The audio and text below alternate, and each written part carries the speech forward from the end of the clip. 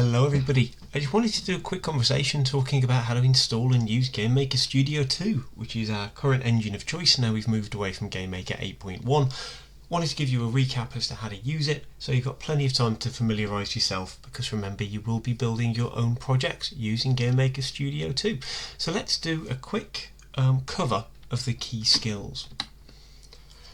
Ultimately, what I want to cover in this fairly short video is how to download and install GameMaker Studio 2, the basics of the game engine, and some key terms including sprites, objects, rooms, events, actions, and the use of angles.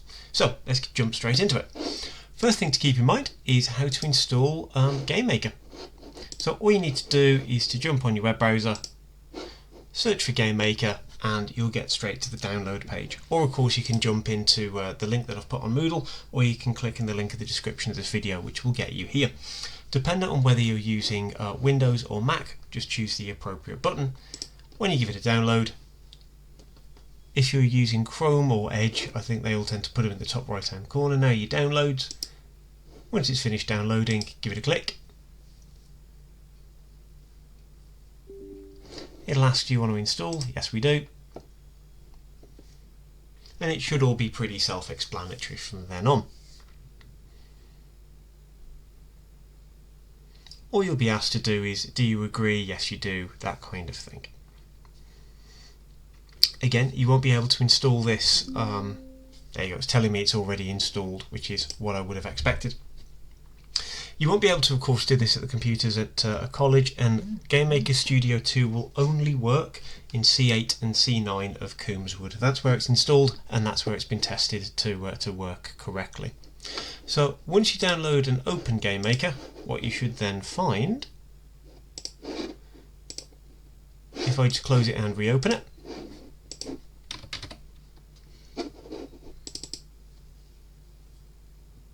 I've got multiple different versions on here, which is why I'm just double checking something, but here we go. GameMaker Studio 2 should open up and look a little bit like this.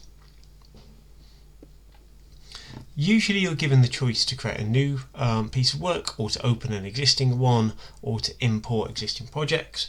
I'm going to start with a new project, but when you come to open and save your own projects, you'll be opening them in the future. So let's create a new project, and let's click on making a new game. Now there's a bunch of provided starting templates, things like Brick Breaker, or a game where you've got to match three together, or kind of an RPG dungeon crawler style, but we're going to start with Space Rocks, and I'll do another tutorial about how to go from there. But it's a good starting point. When you click on any of these starting templates, it will ask you whether you want to use code or visual. Code is what we usually use, but visual is what I recommend for level 2 students looking at GameMaker Studio for the first time. So I'm going to choose GameMaker Visual. I'm going to give it a name, and I'm going to put it somewhere where I know where it is.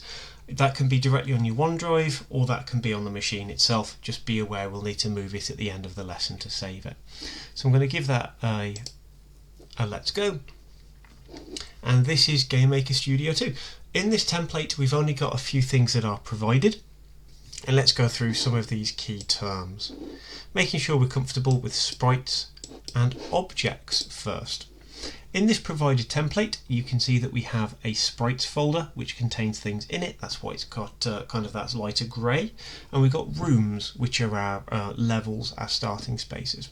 So if I click on the arrow next to sprites, you can see that there are 4 provided sprites: a bullet, the player that looks like an arrow, a large rock, and a small rock. These are really deliberately simple graphics because it's supposed to look a little bit like games from the 1970s. The graphics can look as nice as you want when you make your own game. Keep in mind as well you've got the name of the sprite, and you can also go into the editor if you want to and edit your image if you wanted to.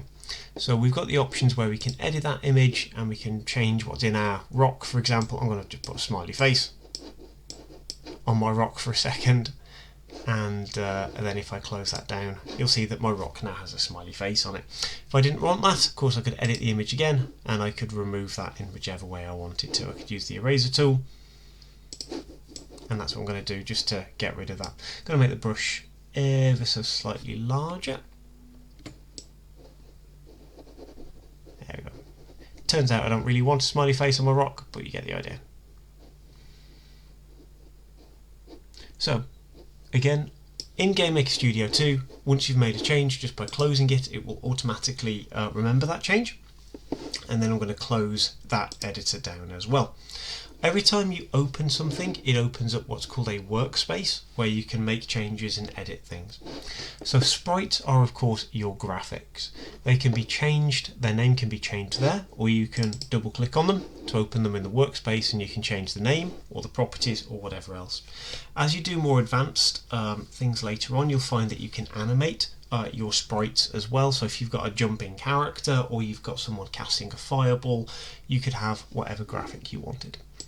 We've also got a provided room, so I'm going to click on the arrow and double click on room 1. Room 1 currently is literally just a black room, and I can zoom up and zoom down, and I can press the middle mouse, which will allow me to pan left and right. So I'm pressing middle mouse, moving up, down, left and right. So there's nothing currently in that room, but what I want to do is to make a new object. Remember, a sprite is a graphic, a room is a place where you can place things, it's a word for a level, and an object are things that can be placed in rooms that have events and actions. So if I'm going to create a new object, the easiest way to do that is to click this plus icon in the top right hand corner to create an asset. And if I created a new object, I'll choose object and I'll click create, and that should add it there. It is very important to remember that when you name objects, we're going to try and stick with a good naming convention. So I'm going to call this object obj. I'm going to delete what's there before, so obj. I'm going to do an underscore. So that's shift and the button next to 0. So think of it like it's this button, which is dash, but shift and dash. That'll put an underscore, and then we can name it. So we've got a sprite bullet, sprite player, sprite for the big rock, sprite for the rock small.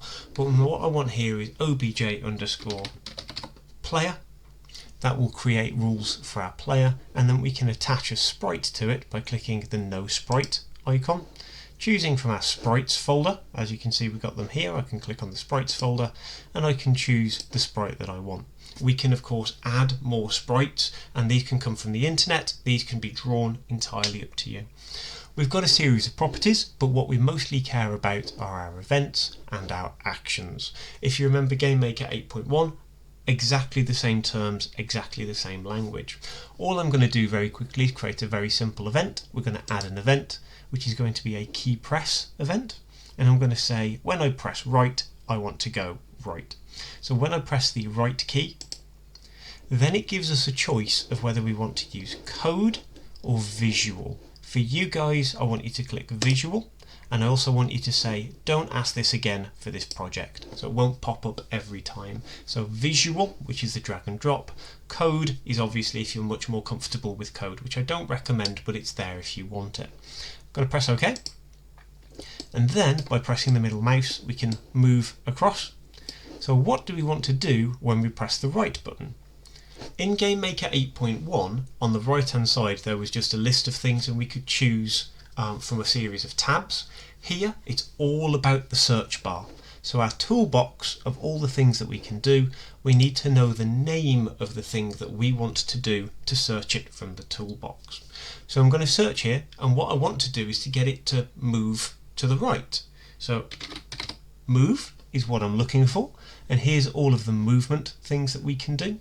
We want to tell it to set in a direction that is fixed, so I'm going to drag that into the workspace, and then we choose the direction we want to go, in this case right. And I also want to give it a speed. Now I can choose set speed from here, or I can search for speed, and it's this 3 pointed arrows set speed. If I drag and drop that in, it will add it underneath, because what it's actually doing is changing the direction to go to the right, and then it's doing our speed. So I'm going to set the speed to 5 pixels per second. So whenever we press the right key as our event, the actions that will occur is it will set the direction to go to the right, and it will set our speed to 5. Automatically saves, so I can close that down, I can close that down, I can close that down, and then to test your game you press play.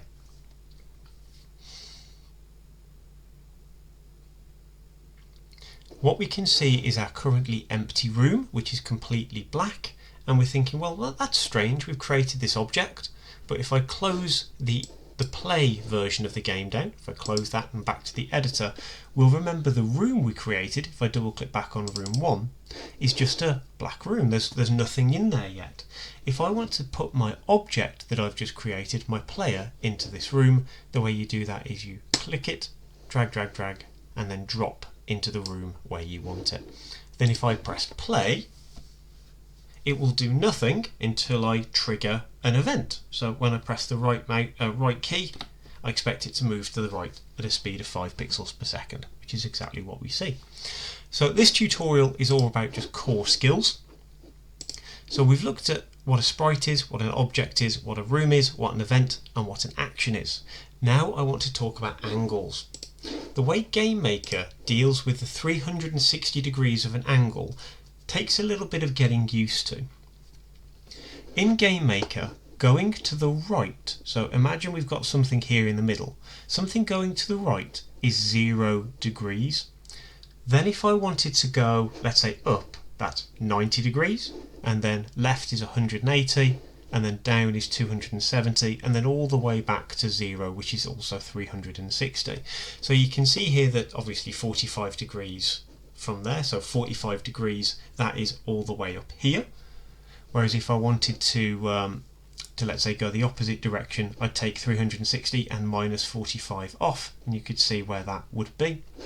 Then up here, if you wanted to work out where everything is, you would just add or subtract, obviously from where it needs to be.